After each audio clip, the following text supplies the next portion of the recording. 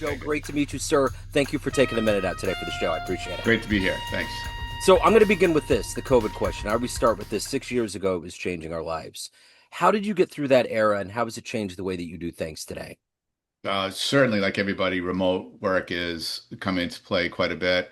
We were in an essential business. I was in real estate. So after a bit of being shut down, we were open. And we were talking about this the other day, how it gives me chills still going in and having to sanitize everything you touch and all that stuff was crazy. I think what really brought to light was I needed a change.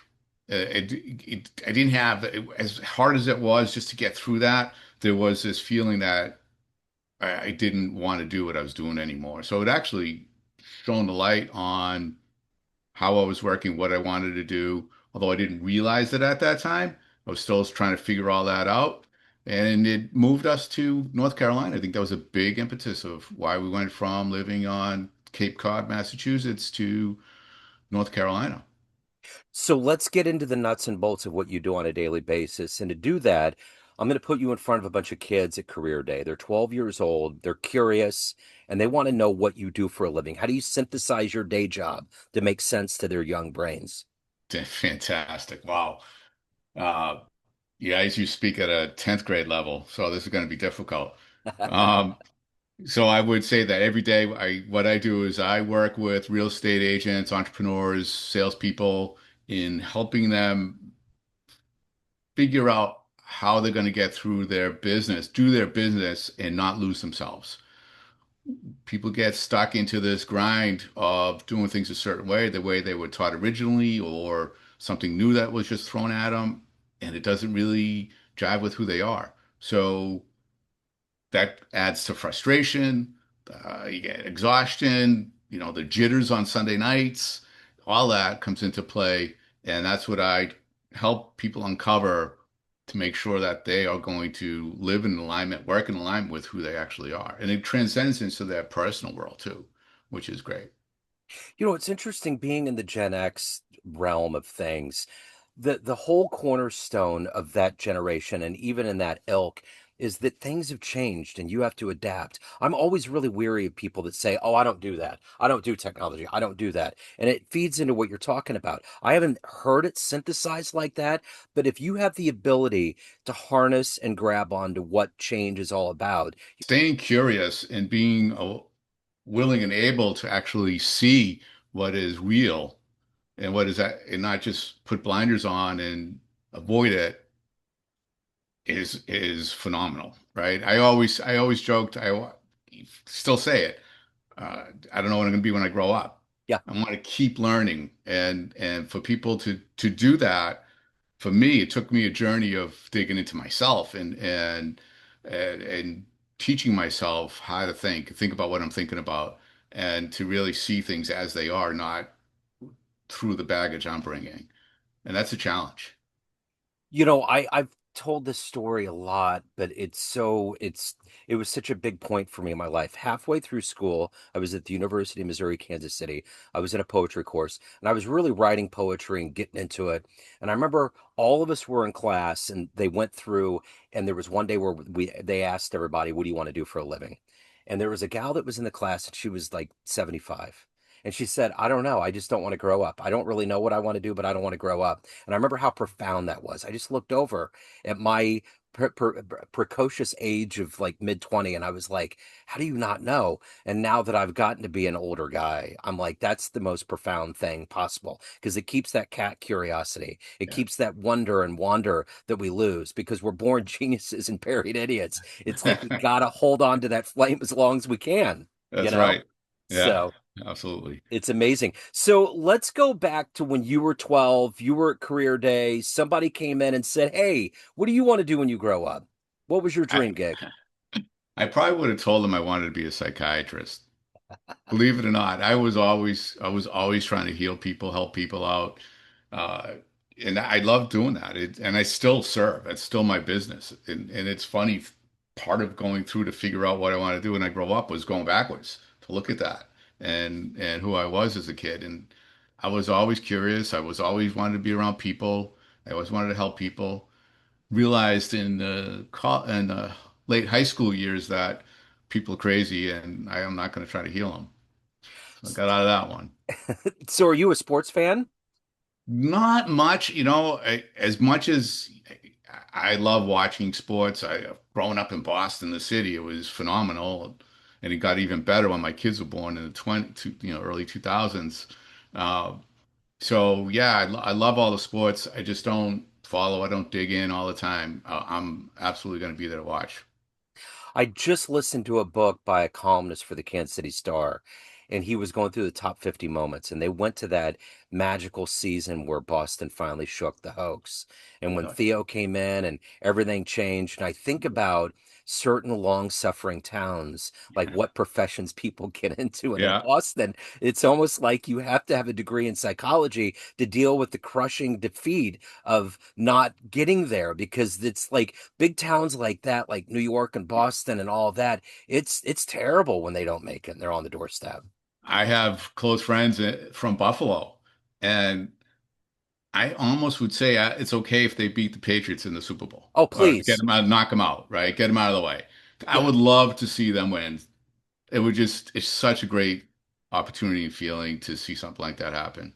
I was so ready for Allen to do it last year with the Chiefs Yeah, being out and all that. It's like, do it, please do it. And it's right? like Cleveland Indians, please just win a championship. Come on. I mean, Yeah, there are certain things, but it was interesting in that book when they finally, because I watched a Netflix special on that team, and right. they really were like down 3-0 against the No, Yankees. Like there was no it's way. incredible. Yeah. The So Yankees, the Yankees win was way bigger than the Super Bowl. yeah.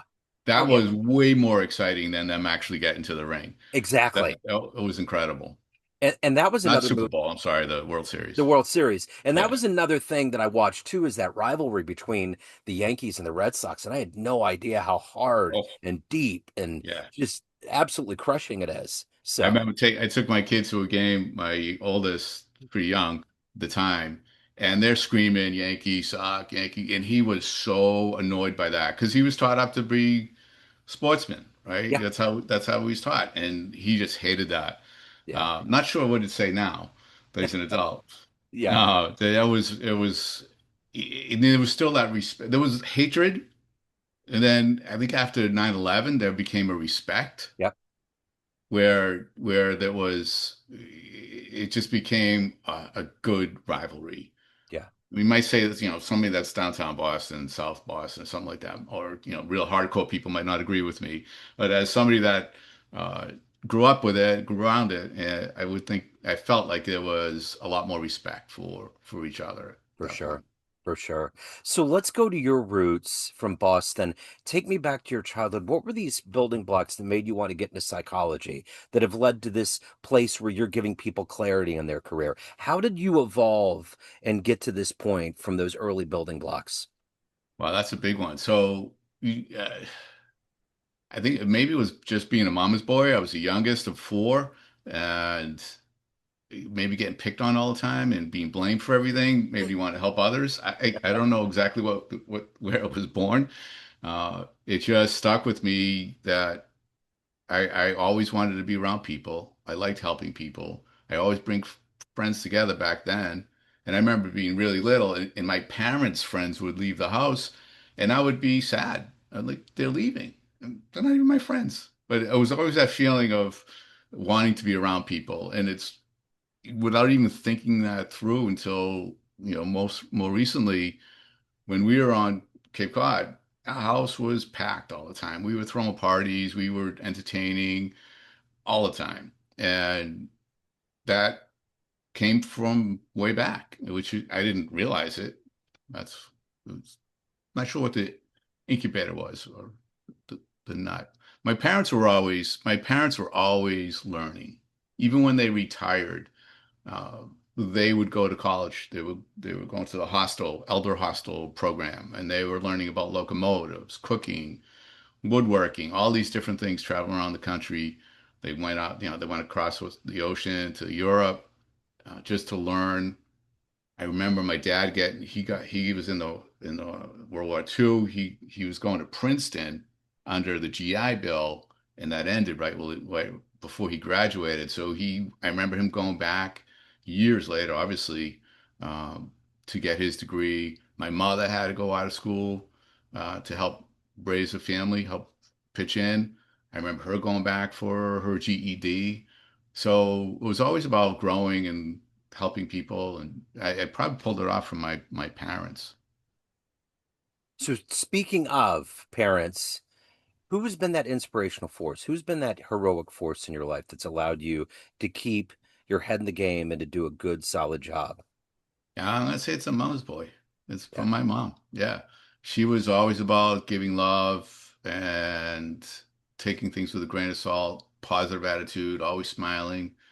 Uh, one of the last words I had with her was it was early morning, Easter morning. I went up crack of dawn and we had a conversation. I don't know if you ever heard of Leo Buscaglia. She's a big fan of him. And this guy is he's great, always talking about Italian love and hugging people and all that stuff. We talked about him. We talked about having fun, making sure we're doing good things. And out of that conversation, I started to tell my kids every morning to be your best and have fun. And that's what I got from my mom. And my dad was similar as well. But it was really my mom that had that always do your best, not be the best in the crowd. Don't try to necessarily you have to beat everybody. Just be your best. Show up and be you and don't let yourself down. And then have fun because this is a short ride. Yeah. From all the successful people, whether it's Tom Brady's or whoever it is, Jerry Seinfeld's, whatever it is, it's always about the part of that be your best is just work hard. Whatever you do, do it well. Just Yeah, that's it. And that's all the kids need to realize. All whatever you do, just get out there, do it, do the best you can. And it's really simple, but I don't think we realize it until we get to be older and we've been on the planet long enough, like how it's that under my works. it's my signature not line underneath my and every email that goes out. Be your best, have fun. That's it. Why not? That makes Right? total sense. Yeah. Yeah. It makes sense. So let me ask you this. If you could meet anybody on the planet right now that you find inspirational, fascinating, somebody that embodies, like truly being in their essence, who would you love to meet, have a lunch with, talk to? Probably Simon Sinek. Yeah. Probably him. His whole concept of the why and working your way out um, is really part of what I do, what I help people figure out too. So I've taken a lot from that. I've heard a lot of people talk about wanting to meet Simon and people of that ilk, and I wonder sometimes if they put on contests because to like put your name in the hat to do it. Because I remember David Lynch did it one time in like the early 2000s, and he used to always go to a Burger Boy on Sunset Boulevard, and he would sit there and smoke and eat burgers. And I put my name in the hat a couple times, and that would have been so cool to win Oh, that contest to go out there. yeah, But I think about that with Simon because a billion people want to meet him. A billion people want to absolutely. sit down, have a little time. So if you could go to his favorite diner and sit down and really break bread, that would be wonderful, you That would know? be amazing. Yeah, So it's out in the universe. We'll see what happens. yeah, I Um, love that. so let me ask you this. What is the motivation for you to do the work that you do? You're getting in, you talked about psychology and you are getting into the psychology and Right. it can be dark and murky. But you have a soul that you need to take care of. What is that energy every day for you to change lives, to nurture your soul, your family? What is that for you every day? I think it was just an innate urge to serve people. If I'm in front of people all day long, talking to people, helping them through whatever they're getting through, helping them succeed, it, it just gives me energy. I want to make a difference. Like I said earlier, this is a short ride to be here and be selfish and just focus in on the stuff of life. Eh, I'd rather help people. I'd rather make the world better as best I can. We talk often about in real estate and what I'm doing is numbers, right? Especially in real estate. It's all about numbers, transactions, how many transactions you do. Well, the ones that are most successful and really aligned with their lives their goal is to change a certain number of lives, certain families, right? They have a goal of how many lives they want to impact through their business. And that is so much more rewarding than a dollar figure at the end of the year or the units sold or people have appointments I've made. It's the those are all necessary because you got to make money, but let's measure it by what really matters. And that's changing people's lives, helping people. You know, the two I've only bought two homes in my life at this point. And both of my realtors were totally essential in that process, and we became good friends. Yeah. Like the one that I just got a house right when the pandemic started, and I hang out with my realtor all the time. Yeah, it's like those things, because that's such a big thing. You almost have It's to be a lawyer when you're in that position, because you have to know a little bit about everything. You have to be yeah. able to negotiate. You have to be on your feet all the time. It's an absolutely wonderful thing, and you're absolutely changing. I will never forget one of the greatest things that he told me, and I was moving to Lee Summit, Missouri, suburb here in Kansas City, the home of Pat Metheny. And I remember he told me at one point, about 2 or 3 weeks before it all went down, because it was a quick interchange. We sold our house and we had to get out. He said, just think about this. And he said, like a day, like on January 2nd, you're going to wake up in Lee Summit, Missouri. It Well, was that simple. And that's I good. tell him that all the time. That right there, I saw the finish line. Like I imagined Yeah. the cup of coffee, looking out the window and thinking we did it. And it's Yeah. those things. So what you're doing is a lot of what you wanted to do with psychology. I mean, you're easing people into a way of life. Well, yeah, I mean, real estate is a big chunk of psychology, just trying to figure out what people really want, for one thing, and also helping them get through the emotions of it all and the ups and downs. It's moving, as you know, buying it's an emotional event, Oh yeah, it certainly is. series of events. Yes, a lot of series is. So let me ask you this. If you had a dream tonight, you ran into the 18-year-old version of you sitting in a room, and you walked in and there was a film projector and you click play and a 60-second highlight reel of this life you've lived, the choices you've made came up on a wall. What would that young version of you believe your life turned out this way? Probably not. Uh, I always pictured between wanting to be a psychiatrist to what I am now, I was in the food service business. And I always pictured I'd just be working, grinding for years in the restaurant business when I was 18 and didn't really at that point see it all. There was one moment, I think I was a little bit older than 18, when I was tasked to uh, write an essay about what my future looked like. And one of the things that did come true with that is I had one of the visions was going to the theater often with a my uh, I don't know, hot blonde wife. We'll put it that way. Unfortunately, my girlfriend at the time was a brunette, so that didn't go over that great. But that came true. That finally came true. I was probably around 20 when I wrote that one. So yeah, I mean, there's a lot that I think I believed in, the traveling, the theater, people, being around people. Yeah, I'm not sure at what point I realized that was important to me. So in that highlight reel, what's the highlight? What's the thing that you're the happiest about? Oh, the people, being around people, the friends, the acquaintances. I'm gonna call them all friends. Um, it just spending time with them. That's everything. Yeah, and family too. Obviously, my family's in all that. Sure. Um, yeah, it's all about people. Absolutely. So we before we got on and I hit the magic red button, we were talking about Buena Vista Social Club and jazz and all that good stuff. Did you go to Wally's when you were in Boston? Wally's, no, Okay, because that was one of no. their jazz clubs. Do you have memories early on, or seminal memories of seeing live music and jazz? My dad was a fan of Gene Krupa. Wow. So I used to hear him a lot. Yeah, they had eclectic uh, array of music tastes, so I got to hear a lot of it. I think my first, we've gone to uh, New York City a few times, seen the Rockettes, so we had been exposed to a lot of different music.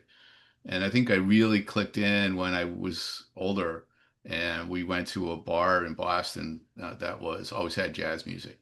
And it just, when I'd go in there, it was just phenomenal. Yeah, It just resonated. And now we can walk to an establishment here, that a really nice one that has open jazz night every Wednesday. that's It's awesome. phenomenal. Yeah. That's wonderful. I always remember growing up as a kid loving Letterman, and he'd always have the Rockettes on there. You Oh know, yeah, that's how I knew about that's him. right. That's You right. know, they would always be doing the top 10 or something like that. Yeah. Um, so let me ask you this. Everyone has a perception of you out there, family, friends, clients, colleagues, but you run the show. What's your perception of you? Who do you think you are? Oh, I'm always that changes by the hour. It depends on what's going on during the day. Um, Typically, I would say perception of myself. I am somebody that is, when I walk in the room, I'm there to meet and greet and engage with people. I keep things positive. I want to connect people to something that's going to benefit them. I'd rather give before I get anything back. Um, Sometimes too much. But so I think that's probably positive, always moving forward. I would say I've heard this and I kind of agree with it, although sometimes I think it's more insanity than bravery. But a lot of people think that what I do and what I've done is on the brave side. And I think it might be more crazy than brave. I think we're all a little crazy. So I gotta know, as a theater fan, if you could go back, if you can get into a time machine and go back in time and see one show, any show, where are you gonna go? What do you want to see? Wow. Really good questions. You probably, and I've seen this, I've seen it in the real theater and I've seen it in local. I'd probably want to go back and see Chicago. Okay, yeah, good choice. That's good So, music. yeah, for sure. So if anybody wants to reach out, they have questions, they want to hire you, any of the good business, where do they go? Uh, If you're on LinkedIn, that's a great place to see me, or you can find me at Joe at 4W Strategic Consulting. My website, 4W Strategic Consulting. Okay. LinkedIn's best, though. That's where everything is. Okay, and I will put those links. I'll make it easy. I'll put it in the show notes. Joe, what a joy, man. Thank you so much. This has Great to been meet great, you. Joe. I appreciate it.